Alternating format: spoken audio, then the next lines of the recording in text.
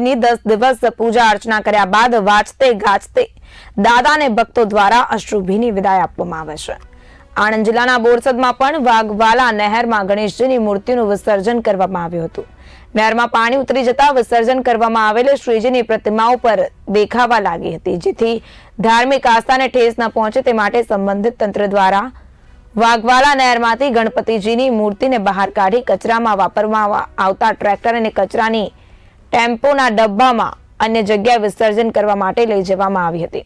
કચરાની ટેમ્પીના ડબ્બામાં ગણપતિજીની મૂર્તિઓ લઈ જવામાં આવતા હિન્દુઓની ધાર્મિક લાગણીઓને ઠેસ પહોંચી છે।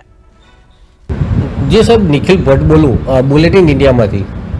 હા બોલો સાહેબ, આપણે જે બોરસદ ખાતે પેલું વાઘાવા લગાડી જે મૂર્તિઓ જે લઈ જવામાં આવતી હતી ને સાહેબ, હેલો હા હા એમાં કેવું છે કે સાહેબ જે કચરા પેટીની જે ગાડી છે ને એમાં લઈ જવામાં આવતી હતી।